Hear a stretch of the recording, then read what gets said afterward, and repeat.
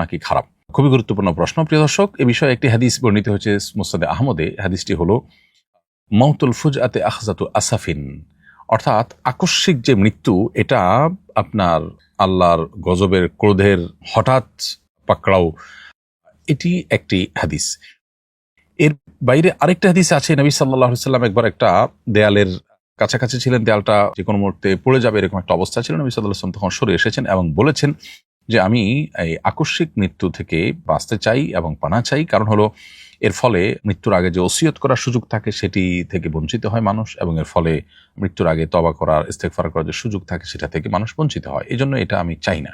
একদিকে এই দুটি হাদিস যেরকম আমরা দেখতে পাই, আবার অপর দিক থেকে অন্য হাদিসও আমরা পাই নবী সাল্লাল্লাহু আলাইহি সাল্লামের। সেটি হলো যে তিনি এই আকস্মিক মৃত্যুকে, এটিকে বলেছেন যে যদি নেককারের জন্য হয় তাহলে সেটা তার জন্য কল্যাণের। কারণ হলো আকস্মিক মৃত্যুর মাধ্যমে তিনি অনেকটা সারপ্রাইজড হয়ে জান্নাতি নেয়ামতের মধ্যে চলে গেলেন। কারণ তিনি যদি জান্নাতি হয়ে থাকেন তাহলে দুনিয়ার এই জঞ্জাল থেকে মুহূর্তে তিনি মৃত্যুবরণের মধ্য দিয়ে জান্নাতের নেয়ামতের উপযোগিতা অর্জন করলেন। এটি তার জন্য পজিটিভ এবং ভালো। আর যদি কেউ গুনাহগার হয়, জাহান্নামী হয়, কাফির ফাসিক হয়, তাহলে সেক্ষেত্রে তার জন্য আকস্মিক মৃত্যুটা খারাপ, বিকজ তার এটা দুনিয়া যেটুকু নেয়ামত ছিল সেটুকু তার বিচ্ছিন্ন হয়ে গেল। তো এই জন্য আকস্মিক মৃত্যুকে মৌলিকভাবে খারাপ বলার কোনো কারণ নাই। যদিও যে হাদিসটি আমরা দেখেছি যে মাউতুল ফুজআতে আখজাতু আসাফিন বলা হয়েছে, প্রথম যে হাদিসটা আমরা উল্লেখ করেছি, সেটা মূলত কাফির এবং ফাসিক তাদের জন্য প্রযোজ্য, এবং খারাপ মানুষদের জন্য এটি প্রযোজ্য, বিশেষ করে যাদের তওবা নাই, ইস্তেগফার নাই, আল্লাহর কাছে যাওয়ার জন্য প্রস্তুতি নাই, এবং যাদের মধ্যে ঈমান নাই, নেক আমল নাই, তাদের জন্য এটি প্রযোজ্য। বাট নেককার, মুত্তাকি, পরহেজগার যদি থাকেন তাহলে সেক্ষেত্রে তার জন্য এটি মন্দ কোনো কিছু নয়। তাছাড়া আল্লাহর অনেক নেককার বান্দা, অনেক প্রিয় বান্দা যারা হঠাৎ মৃত্যুর মুখোমুখি হয়েছে, তো এর মাধ্যমে মানুষের অন্তত ভালো মন্দ নিরূপণ করা যায় না। হ্যাঁ, এটা ঠিক যে মানুষ কিছু জিনিস করে যেতে চায়, হঠাৎ মৃত্যুতে সে সুযোগটা থাকে না, যেটি পরের হাদিস দ্বারা জানা গেল। এই জন্য যদি কারো সুযোগ থাকে হঠাৎ মৃত্যু এড়ানোর, তো অবশ্যই তিনি সেই চেষ্টাটা করবেন, করা উচিত। যদি হয় কারো হঠাৎ মৃত্যু, তিনি নেককার হলে সেটি তার জন্য ইনশাআল্লাহ ভালো বিষয় হিসাবে আবির্ভূত হবে। আর বদকার হলে তো ভিন্ন কথা। আল্লাহ তাআলা আমাদেরকে ভালো মৃত্যু এবং নেককার মৃত্যু নসিব করুন। বজ্রপাত হওয়ার সময় করণীয় কি? এ সময় করণীয় বিশেষ কোনো আমল আছে কি? বজ্রপাতে প্রায় সময় আমরা শুনতে পাই অনেক মানুষের প্রাণহানি ঘটে, অনেক বিপদের কথা আমরা শুনতে পাই, অনেক দুর্ঘটনার কথা আমরা শুনতে পাই। বজ্রপাতের সময় একজন ইমানদারের দুটি করণীয় কথা আমরা বলবো। প্রথম করণীয় হলো সর্বোচ্চ সতর্ক থাকা, যাতে করে তিনি কোনো বিপদের মুখোমুখি না হন, আকস্মিক মৃত্যুর মুখোমুখি যেন না হন। সেজন্য এ বিষয়ে যারা এক্সপার্ট এবং অভিজ্ঞ আছেন, বিভিন্ন গবেষণার আলোকে যারা এ বিষয়ে যে সমস্ত নিরাপত্তা বিষয়ক পরামর্শ দিয়েছেন, টিপস দিয়েছেন, সেগুলোকে মেনে চলা একজন ইমানদারের কর্তব্য। কারণ আল্লাহ তাআলা বলেছেন, ওয়ালা তুলকু বিআইদিকুম ইলা তাহলুকা, তোমরা নিজেদেরকে ধ্বংসের দিকে ঠেলে দিও না। এজন্য আমাদেরকে আত্মরক্ষার জন্য চেষ্টা করতে হবে। বাসা বাড়িতে থাকলে আমরা যেন জানালা, দরজা ইত্যাদি ধরে না থাকি, বারান্দায় যেন না যাই, টেপে পানি দিয়ে আপনার থালা বাসন ধোয়া বা অন্য কোনো গৃহস্থলী কাজে যেন আমরা টেপে যেন আমরা না থাকি, ধাতব কোনো কিছুর স্পর্শে, পানির স্পর্শে যেন আমরা না থাকি, এবং মোবাইল ইত্যাদি চার্জরত অবস্থায় যেন হাতে না থাকে। এই বিষয়গুলোতে তারা আমাদেরকে বিশেষভাবে সতর্ক করে থাকেন। এগুলো আমাদেরকে মেনে চলতে হবে। বাসা বাইরে থাকলে আমাদেরকে তারা পরামর্শ দিয়ে থাকেন আমরা যেন বাসা বাইরে গেলে, কোনো বাইরে থাকলে কোনো গাছের নিচে বা বিদ্যুতের খুঁটির নিচে যেন আমরা আশ্রয় না নিই, বরং আমরা যেন আপনার নদীতে থাকলে, পুকুরে থাকলে দ্রুততার সাথে যেন আমরা উঠে যাই, এবং ধাতব কোনো বস্তুর থেকে যেন আমরা দূরে থাকি।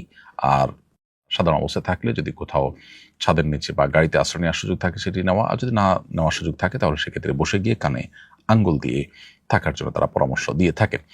তো এই জাতীয় যে সমস্ত পরামর্শগুলো দিয়ে থাকেন সংশ্লিষ্ট বিষয় এক্সপার্টরা, সেগুলো মেনে চলতে হবে নিজেকে রক্ষা করবার প্রয়োজনে। সেই সাথে একজন ইমানদার তিনি সর্বাবস্থায় আল্লাহ তাআলা স্মরণ করবেন। একটা আসন্ন বিপদ এর শঙ্কা যখন তার হবে, তখন তিনি আল্লাহ স্মরণ করবেন, আল্লাহর আশ্রয় প্রার্থনা করবেন, আল্লাহর কাছে সাহায্য চাইবেন। এবং যে কোনো মুহূর্তে ইমানদার তার মৃত্যু যেতে হতে পারে। অতএব আল্লাহর কাছে ইমানদার অবস্থায় মৃত্যুবরণ করার ব্যাপারে আমাদের সব সময় মানসিকভাবে প্রস্তুতি থাকবে। সেটা তো সাধারণ অবস্থার জন্য প্রযোজ্য। অতএব এই অবস্থা বিশেষভাবে আল্লাহর কাছে আশ্রয় চাইতে হবে। আল্লাহ যেন রক্ষা করেন, কোনো বিপদ যেন না দেন, আল্লাহ যেন হেফাজত করেন। ইমানদার আল্লাহর কাছে দোয়া করলে, আল্লাহর প্রতি মনোনিবেশ করলে, একদিকে সেটি আল্লাহ তাআলা কাছ থেকে সাহায্য পাওয়ার জন্য বিশেষ কারণ হবে, দ্বিতীয়ত তার মনোবলকে আল্লাহ তাআলা বাড়িয়ে দিবেন এবং তার সাহস বাড়বে, আল্লাহ তাকে হেফাজত করবেন ইনশাআল্লাহ তাআলা। কোনো কারণে তার মৃত্যু হলেও সেটি আল্লাহর স্মরণরত অবস্থায় ইমানদারের মৃত্যু হলো, যেটি আরেকটি সৌভাগ্যের কারণ। এছাড়াও মেঘের গর্জন যখন আমরা শুনতে পাবো, তখন একটি দোয়া পড়ার কথা সাহাবী আব্দুল্লাহ ইবনে জুবাইর রাদিয়াল্লাহু তাআলা থেকে বর্ণিত হয়েছে। ইমাম বুখারী রাহিমাহুল্লাহ আল আদাবুল মুফরাদে এটি উল্লেখ করেছেন। তিনি মূলত একটি তাসবিহ আল্লাহর পবিত্রতা জ্ঞাপন করতেন। যখন মেঘের গর্জন শোনা যেত, অন্য কথাবার্তা বন্ধ করে আল্লাহর দিকে মনোনিবেশ করে তিনি বলতেন, সুবহানাল্লাযী ইউসাব্বিহুর রাউদু বিহামদিহি ওয়াল মালাইকাতু মিন খিফাতিহি। অতএব মেঘের গর্জন হলে আমরা এটি পড়তে পারি। এর বাইরে আল্লাহ তাআলার কাছে সাধারণ অবস্থাতে যে কোনো আসন্ন বিপদ থেকে বাঁচার জন্য আমরা সর্বোচ্চ সচেষ্ট থাকব। এরপরে প্রশ্ন হলো, কুপ্রবৃত্তি নিয়ন্ত্রণ করার উপায় কি? কুপ্রবৃত্তি নিয়ন্ত্রণ করবার জন্য আমাদেরকে নিজের বিরুদ্ধে নিজের সংগ্রাম চালাতে হবে। অর্থাৎ নিজের নফস বা আমার প্রবৃত্তি কোনো কিছু চাইলেই সেটা আমি করব, ব্যাপারটা সেরকম না। যদি সেটি নিষিদ্ধ হয়, হারাম হয়, তাহলে সেটা থেকে বেঁচে থাকার জন্য আত্মসংগ্রাম চালাতে হবে, মনের বিরুদ্ধে চলার চেষ্টা করতে হবে। এক্ষেত্রে আমাদের জন্য সবচেয়ে বড় বাধা হলো শয়তানের ওয়াসওয়াসা এবং শয়তানের ফাঁদগুলো। এই জন্য একজন ইমানদার কুপ্রবৃত্তিকে নিয়ন্ত্রণে রাখবার জন্য নিজের প্রচেষ্টার পাশাপাশি শয়তান যেন কোনোভাবে তাকে দুর্বল করে ফেলতে না পারে, শয়তান যেন কোনোভাবে তার উপরে প্রভাব বিস্তার করতে না পারে, সেজন্য সচেষ্ট থাকতে হবে।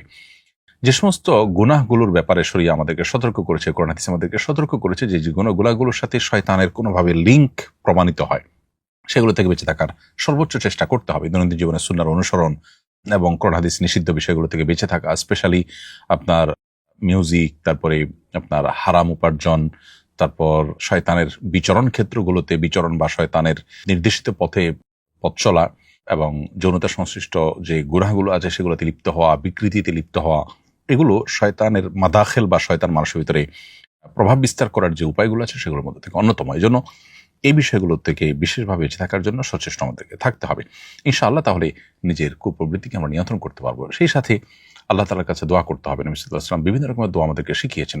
আল্লাহুম্মা আতি নফসি তাকওয়াহা ওয়া যাক্কিহা ওয়া আনতা খায়রু মান যাক্কাহা।